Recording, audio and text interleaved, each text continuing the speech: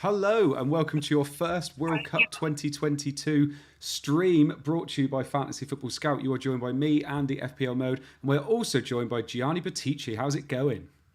Hello, mate. I'm really good. I'm glad to be up chatting with you this evening because I feel like we barely ever chat. So this will be a I nice know. opportunity to speak in. I know about a game that I'm really excited about. I was just Yeah, telling you before we went on air. I'm super excited for this one.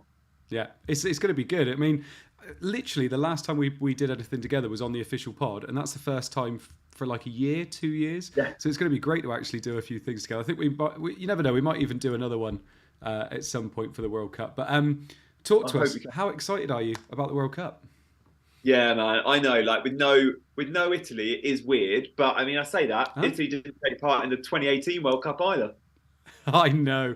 No Italy. What are you going to do then? So normally I you'd have three Italy, wouldn't you? So what are you going to do? The last time Italy played in a World Cup was the game Suarez bit Chiellini in 2014. Oh, That's how like it's going to be like nearly a decade since Italy last played in a World Cup. But yeah, I mean, I would be tripling up on the Italians. You're quite right. Maybe to my detriment, but I actually think it will probably work slightly to my advantage this mm, this World Cup that I won't have any club bias because everyone's going to have a club bias, right? I yeah. won't because I really don't know who I'm supporting. I've got money on Spain. I like Ooh. Serbia and Poland because they have more Serie A players than any other team. Yeah. And other than that, I'm like meh. Fair enough. I mean, it's going to be interesting tonight because obviously this is the first stream that I did do a stream with the above average guys last week, and that was great because that was my first one. But not all the squads were announced. The website was a bit hit and miss, although it's still a bit hit and miss. We'll talk about that in a minute. But Yeah, this is my first. Like, it's getting exciting. We've almost got 100 people in the chat. People are saying this is like Euros again. Like we've got that buzz about FPL's finished. We're now kind of getting into that World Cup fantasy, and it's going to be great. Tonight we're going to talk about the game. We're going to talk about the website, talk about the boosts and what we're thinking and early thoughts and things like that. We've got our first drafts to look at as well, which is quite exciting. But then, of course, it when you look at FPL, there's such a lead up to it. Whereas with the World Cup, we've got 5 days. That's literally it. We so wake up good. tomorrow morning, it's 4 days. Just start us off then. What do you think about the game at the moment? There's obviously the different boosts, there's different ways of playing it. What do you think about the game? Yeah, it's healthy. I like the short lead up. That's healthy. Like we tinker for far too long in FPL and often just get ourselves in a tiz. So having Yeah, the 5 days is brilliant.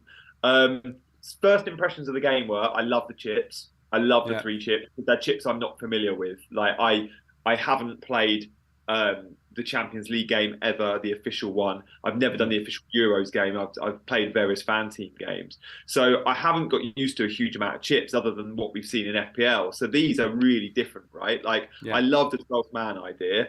yeah. The double captaincy points is a cool one as well. So yeah, I like the chips. The wild card, I'm not so sure is needed in a game like this. Like knowing we all get the wild card for the last 16 as well, Yeah. I don't necessarily think two wild cards are needed for 7 rounds of fixtures, as well as other chips, as well as two transfers at least as a minimum every week. So Yeah. I don't necessarily feel like that wild card's needed, but it allows us to be maybe a little bit more tactical Yeah. and a bit more strategic. And I'm not going to lie.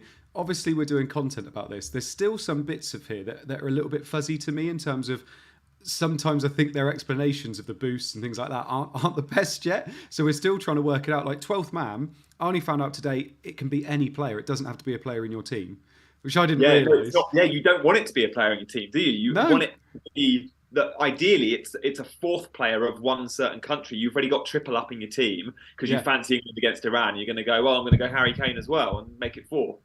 Oh, he's and what's the other word? Captaincy. I'm still a bit all over the place with captaincy in terms of how that's going to work. You might be able to explain it a bit more for me. In the Euros, it used to Sure. be a different match day. You could pick a new captain if you wanted to. Whereas this Yep. one, it's unlimited times you can change it. Yeah. But once you've changed it, you can't change it again. Is that right? I think once you've changed it, you can't go back, but I think you can keep changing. And Lovely. again, I think That's you can fine then. change it up to. I don't think they've been crystal clear with this, but I read somewhere yesterday you can change it a couple of times within the same match day, within the same Right. day. And obviously, at Yeah. times we've got four fixtures a day. It's like you want to possibly change. Yeah. throughout the day. It does make you think, though, this game more than ever, with all those changes and the substitution changes, Yeah. you need to be on your app because you're going to be out and about, not at your desktop all the time, right? I'm certainly not planning on being on my desktop for 1 week when I'm actually in Qatar. I'm going to be relying on my phone. And at the moment, I can't even use the app. So it's like, okay, there still needs a little bit of work to be done. I'm going to need Yeah. that app. And we'll say it now, like the website, it's not completely finished yet by the looks of things, is it? There's a lot of squads that aren't on there. I think Denmark don't have a keeper on there yet. There's a lot of things that aren't quite finished yet. So keep up with it and keep going, because obviously in a couple of days, hopefully you can pick a full squad. But for all us people that are going to be engaged with it, it should give us a bit of an advantage, because we're going to keep looking as the days going on, aren't we? So it'll get there eventually. Yeah. Oh, okay. It does look like Nuclear Atoms in the chat, who is often a reliable source, does say you can only change captaincy one single time. Okay, that's also good. Yeah, I like that bit. And actually, I think they've done that because of the captaincy boost, where you'll get your best captain that day, won't you? It'll go on. So I'm assuming they've done it because of that.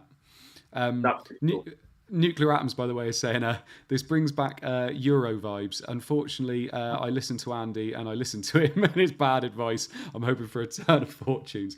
I did all right in that one. Anyway, yeah, before we have a look at our drafts, I just need to say there is a Sky Fantasy game that's for the World Cup as well. Free to enter, 10 grand prize, lovely stuff. You can play that if you want to. Literally, you could just quickly sign up. I don't know any of the rules because I'm not playing it, but you can have a go at that. And the second thing, these are all free things, and you get money prizes if you win. World Cup prediction game from Scout, £500 to the winner. Worth doing, isn't it? It's free, worth doing. You never know. So give both of those a go if you fancy it. So I've just brought my team up on the screen. I don't know whether this is going out as a pod, but I'll read it out anyway. So I've got Alisson in goal. I've got Danilo in defence with Dumfries and Oliveira from Uruguay. I got Musiala in midfield for Germany. I've got Eriksson from Denmark, Di Maria from Argentina, and then Bergwijn from Netherlands. And then I've got Messi, Richarlison, and Mbappe up front. I've got Rocher on the bench with Sosa, 3.5 million. Sosa's ridiculous for the starting left back for Croatia. Mela, and then Rodrigo de Paul on the bench as well. Don't get me wrong, this is not set up in terms of match days or anything yet. So this is not set up thinking about who's playing first. Make sure you have the other people on the bench. So obviously my Brazilian players will probably be on the bench there. But I'm pretty happy with the way this team's looking. In terms of players that I will definitely have in my team, when we lock in, Dumfries will definitely be in there, 100%. He's ridiculous in terms of his output for a right back, so he'll definitely be in there. Musiala, I just fancy him this tournament. I feel like he's going to have a really good tournament. He's been incredible for Bayern so far this season. I want to have double Argentina. And I don't want to have Martinez up front, Lautaro Martinez, because I want Richarlison and Mbappe. So I've gone with Di Maria in midfield. And I don't think that's a bad shout, but obviously I feel like Martinez could get more points, but I'm struggling to get him into my front line. Bergwijn's a lock because I love him playing up top for Netherlands in a lovely group that they've got. Messi, it's so hard not to pick Messi, isn't it? And then Richarlison, because I want Brazil, and obviously 7.5 million. He's probably going to be leading the line. And then Mbappe. Sosa, Mela, they're going to be in my team. Mela's, again, ridiculous price, 4.5 million. Sosa, they're 3.5 million. So majority of this is kind of locked, but there's a few little bits that I might be changing as I go on. I mean, I see you kind of leaning in every now and again to look at my team. What's your initial thoughts on my team? I know we've got some similarities, but we've got some differences as well, haven't we? Yeah. I can't wait to get into this, mate. I'm gonna rip it apart. No. Stop it.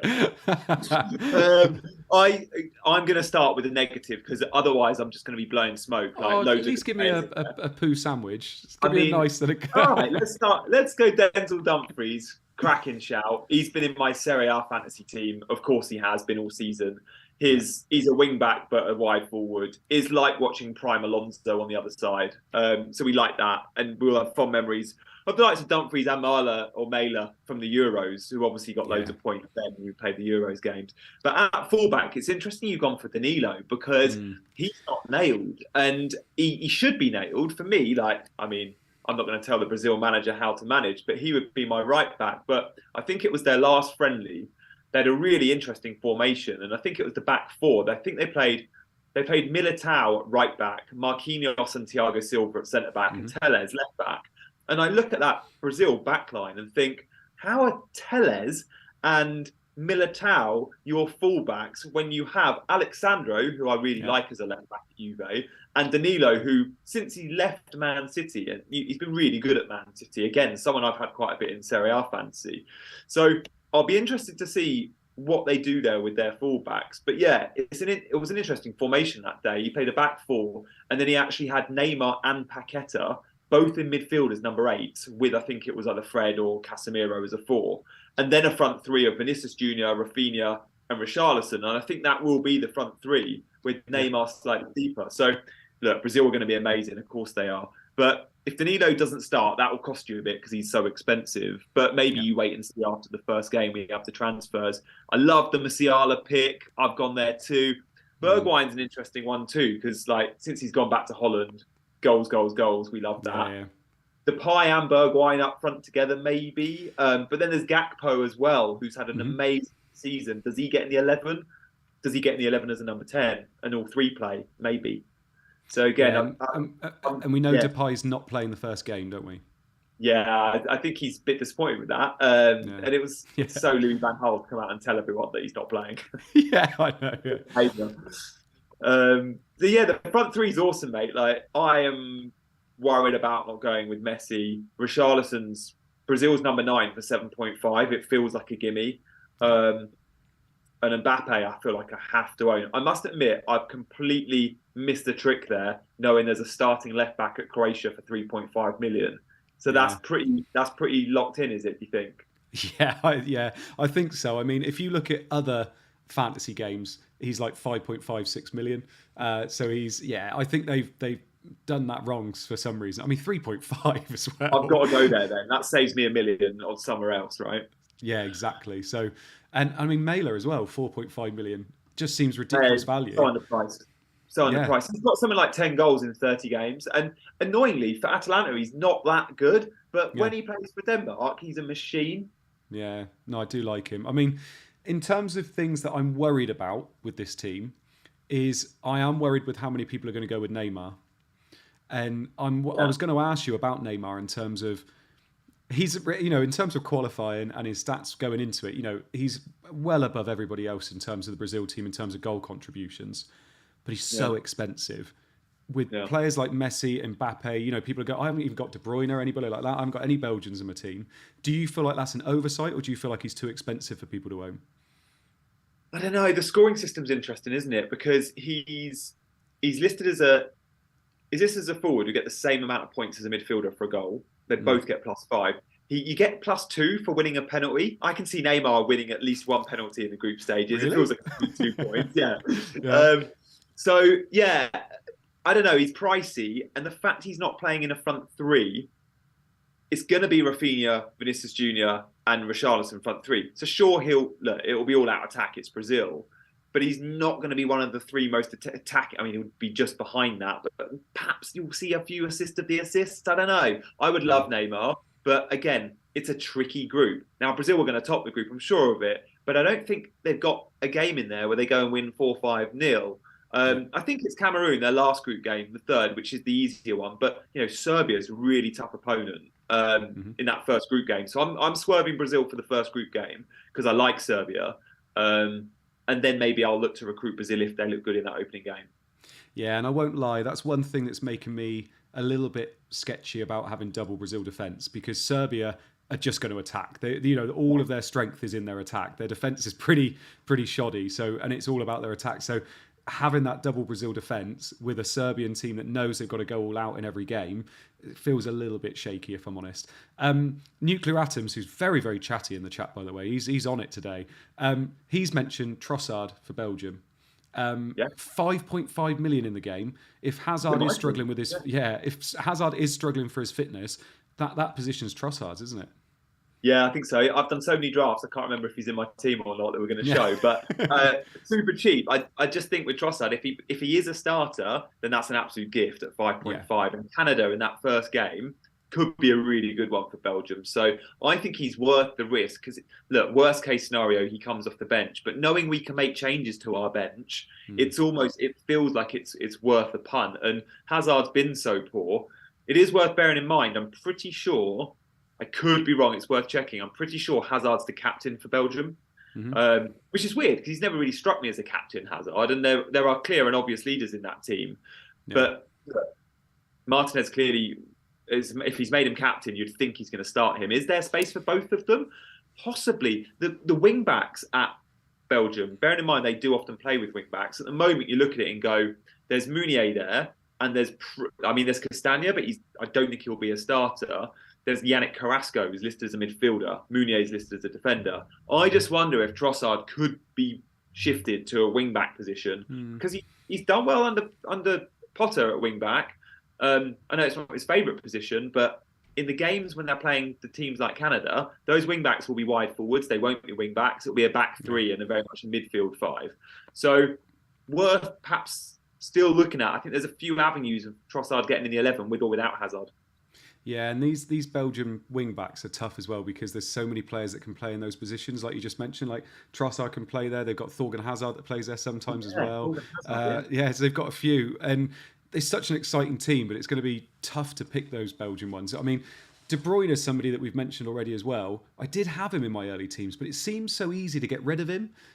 What's your take on De Bruyne? Has he been in any of your drafts? I'll bring up your draft after this as well. Yeah, I think he's been in every one.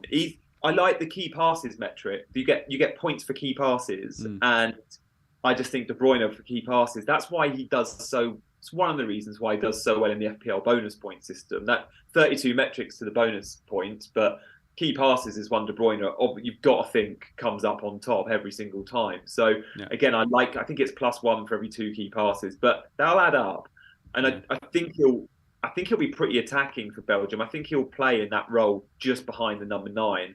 And therefore I expect goals. But yeah, the Belgium launch video was interesting, Andy. I'm sure when I saw it, they listed it as, rather than just go defenders, midfielders, forwards, they did like centre-backs, wing-backs. So again, like you're right, pointing out so many wing-backs. And Thorgan Hazard was one of them. Yeah.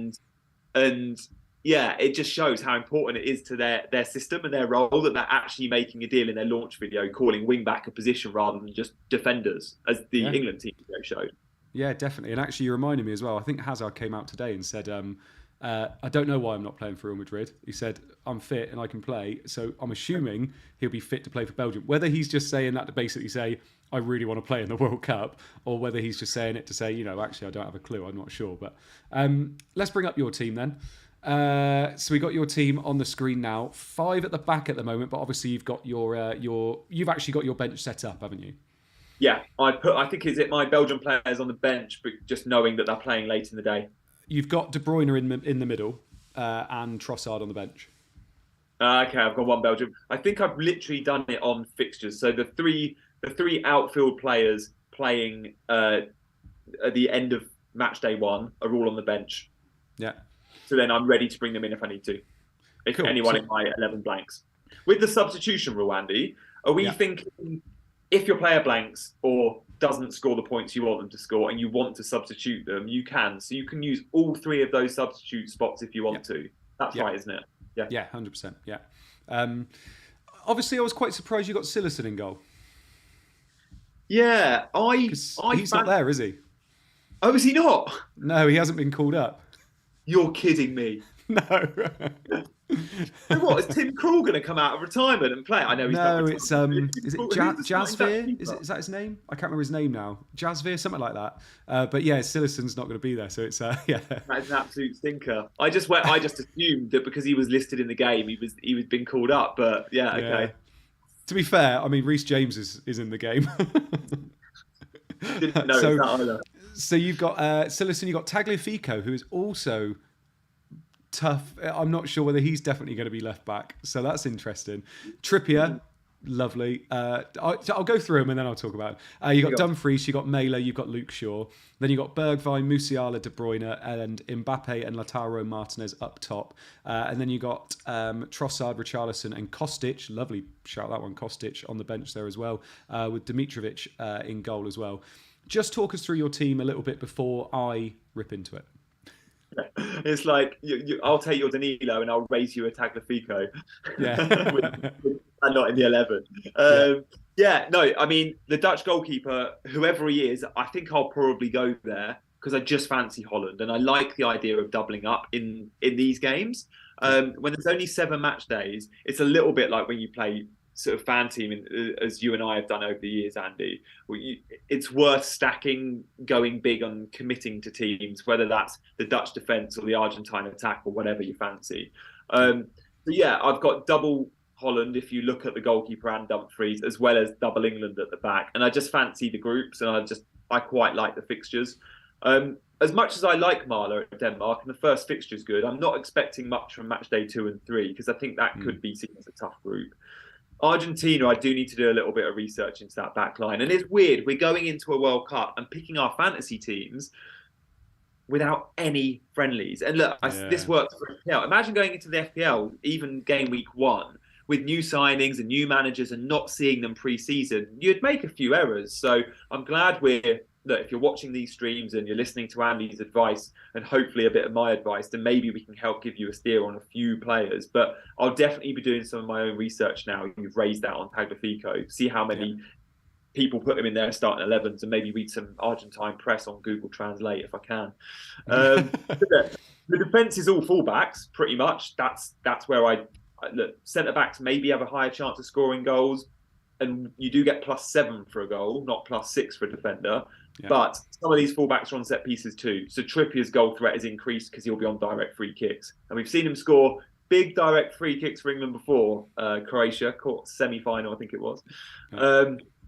Midfield, Bergwijn, there's goals in him. I'm sure of it. And he's cheap. I was surprised how cheap he is. I think he's 7.5. Musiala's been more goal involvements, I think, than any other player in the Bundesliga this season. He's been flying. And he looked so good in that Germany friendly against England in that first half. I thought he looked really sharp. And so good for Bayern in the Champs. I don't watch any Bundesliga, but I do watch Bayern in the Champs. And he's been electric. De Bruyne, I love the key passes, and I really like that first fixture. I'm not sure if De Bruyne will stay long, but that Canada fixture could be a big high ceiling pick. Mbappe is just it feels like a set and forget. When you play like Mbappe in a league that's a good league but not a great league, he doesn't get the platform to perform every week. It's a little bit like man versus boys for him in that league. So I often think when Mbappe plays Champions League, it's probably a bigger deal for Mbappe than it is for some of the other players that play in the Premier League and have a big fixture every weekend. So when Mbappe plays in a World Cup, and we've seen this before in a World Cup, I just feel like, again, you get that extra 5-10% because for him, it's like, not only am I the world's best kid, I'm better than that guy you all rave about in the Premier League called Erling Haaland. Not only am I absolutely elite, but this is my platform. This is my chance to really show you. Because all of you lot just say I play in a Farmers League in France, and it doesn't mean anything when I score against Nice. Well, it will mean something when he scores against Australia in that match day 1, and I expect him to go big. And then, the bench is pretty useful. Brazil's number 9, Lautaro Martinez, Argentina's number 9, both cheaper than I thought they'd be. Trossard's a punt, and Kostic gets loads of assists. Yeah, I like Kostic. Really like that one. In terms of just a few questions, and then I'll talk to you a little bit about your boost strategy. Mbappe or Benzema? Because Benzema is a little bit cheaper, just a little bit. But obviously, he's just won the Ballon d'Or, had an absolutely incredible season. And if you look at the Euros, you could argue that Benzema had a better Euros than Mbappe, and Mbappe kind of flattered to deceive quite a bit. Would you go there? Would you go for Benzema over it, or do you have to factor in the fact that Mbappe is probably going to be one of the most owned players in this game? I just think Benzema's injury problems have been a little bit iffy. So he's missed quite a bit of football this season at Real Madrid. Mbappe's been flying. So look, last season I would have been tempted. Certainly the end of last season when what Benzema was doing in the Champions League was just ridiculous. Absolutely deserves the Ballon d'Or. But rewind 6 months and I'd have gone Benzema. But what we're seeing now, if I'm going off form, if I'm going off the last few months, for me it's Mbappe, and it's that world stage of going, I'm the main man here. And he has a huge ego.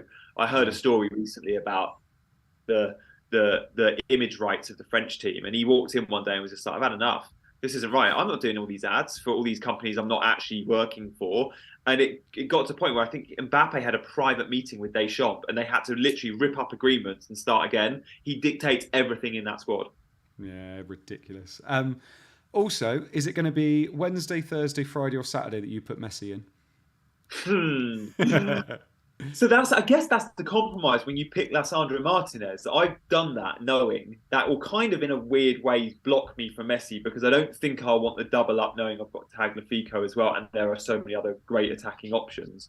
And Messi will be amazing, just like Neymar will be amazing.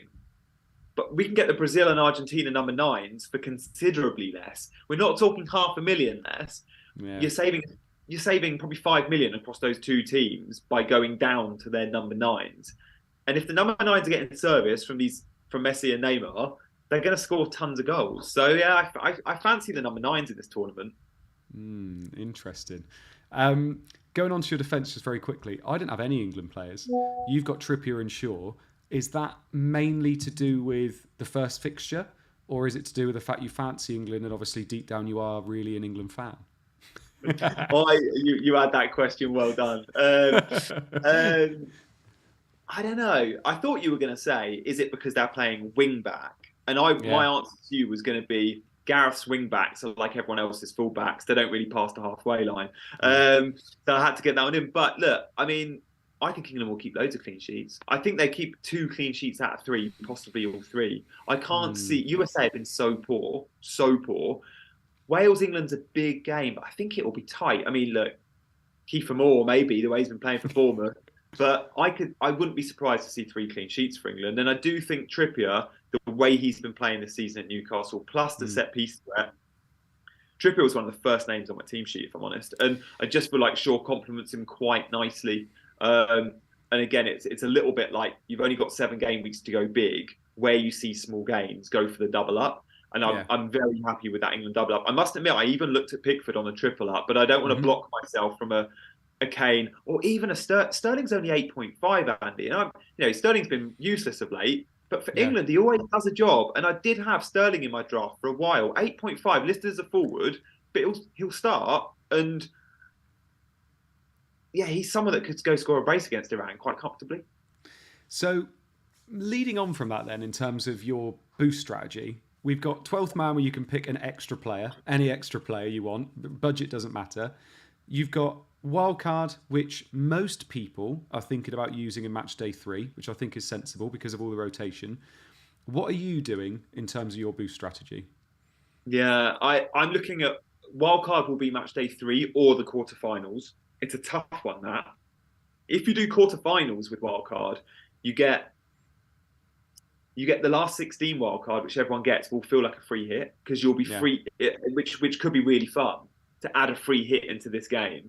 The boost, I must admit, I did look at Messi as a boost for the first game week, knowing I've got Lissandro Martinez. Again, I think Harry Kane is a possible boost for that Iran fixture. I think there's a good chance I use boost match day 1. And then the captain, the double points captain, match day 2 feels like a good possible time for that. Again, I'm not sold on that. I do want to use the chips early or the boosts early because when we get down to the quarters and semis, as soon as you're playing good opposition each time, that big ceiling return for some of those big players just for me drops instantly based on opposition. Yeah, big time. I mean, I think I think match day 1 and match day 2 are great for the 2 normal boosts for the 12th man and the double captain. I think they're great. The wild card, I think, like you said, there's either 2 ways to go. You either use it in match day 3 because of all the rotation and because for the group A you're going to know the teams before you have to lock in, which is massive as well. Because it's deadline is when it kicks off basically. So you'll know all of group A, which is quite nice, and there will be rotation. Like there was in the Euros, it was horrendous. Or you somehow have an okay team for match day 3 because maybe all the groups still have to be decided because you never know, that might happen. And then in the round of 16, you hope that, like what happened in the Euros, France and Spain got knocked out. Yeah. Everybody else has picked their teams and they've got triple France, triple Spain, whatever it is. and then you're sitting pretty because you've used your wild card and you've got a team full of players. So I think there's two ways of going for it. You either hope for chaos before the knockout stages starts, or you hope for chaos after it, I think. So it'd be interesting which way it goes. I'm probably leaning towards using wild card in match day 3. Are you? Yeah, but if match day 2 finishes and Don't need it. Yeah. and we don't need it, then we get to keep it, obviously. You know, if all the groups, everybody's on like 3 points, 4 points, whatever it is, then I think you can probably keep it. But if you've already got teams like Belgium, Brazil, Argentina, and we're all completely fill up with them, and they've all qualified already with 6 points, I think it's going to be tough to not use it. The rotation's going to kill us, isn't it? Do we know? Can you roll? So you get 2 transfers between match day 1 and 2, and then 2 and 3, right? Yeah. So if, for example, you rolled your transfers, you could go into that match day 3 with 4, or can you only roll one of your 2? Only one. Do you know the answer? So you could have 3 transfers ready for match day 3 if you didn't want to, if you didn't feel like you needed to wild card. Which again, I am looking at rolling at least one of my 2 transfers, I think, in an ideal world. And again, that's why we're building 15-man squads. Also because of the substitution rule, we're all going to have fairly strong benches, which should reduce the need for transfers. If 1 week you go, I just need to get a good 11 out. Yeah. I love the idea of a free hit in the last 16. And it feels like a free hit if you wildcard in the quarterfinals, because you would be wildcarding for the last 16, knowing you've still got a wildcard up your sleeve. And there's no way you would go, oh, I'm going to wildcard in for the semis, because I just don't think that will be needed with all the extra transfers we get for those latter rounds. And hopefully there's some fairly predictable ties and not too many upsets. But I think if I was to make a call now, I'd say I'm more likely to wildcard in the quarters. But again, I won't rule out that match day 3. And I will say as well, with these kind of tournaments, with how short they are, you need to get ahead quickly in terms of, you've got, for me, I think power captain could maybe be used later on, because getting that edge over getting your best player to have that captaincy is great, but you need to get ahead early on. So I think you need, use those group stages well, because that's where all the points are going to be. And then straight away after, in the round of 16, that's probably your last opportunity to really be different to everybody else and try and get more points, because after that, all the teams are going to start looking so similar. So getting ahead early, I think, is going to be really important. How does that power captain work, Andy, with substitutions of captains? So you can still make the same substitute, which is what, one captain switch? Yeah, I think as long as they're in your 11, then you can use power captain, if that makes sense. Okay. So if they're on your bench, I don't think... your best scoring player of the game week of the match day. Yeah, basically. But they have to be in your 11, which, makes sense. I think it's quite fun, actually. I think that could be quite an interesting one. And like I said, I'm assuming that's why they've changed the captaincy round and not done it as every match day you can change. I think it is literally, you can only change it once, from what a lot of people are saying in the chat. Match day 1, I'm not ruling out match day 1 either for that boost then. Because you sometimes see some of those big... I'm just trying to think back to World Cups. I probably can't name you any fixtures off the top of my head, but it feels like that first match day in World Cups, you see some big scores. And also looking at the fixtures, of course, you look at the teams and there are a fair few good options to go big. Is it Mbappe, or is it an Argentina player, an England player? Even I've got Musiala, or Bergwijn, or De Bruyne. Yeah. I do like my match day 1 squad for potentially it default into my best player to captain.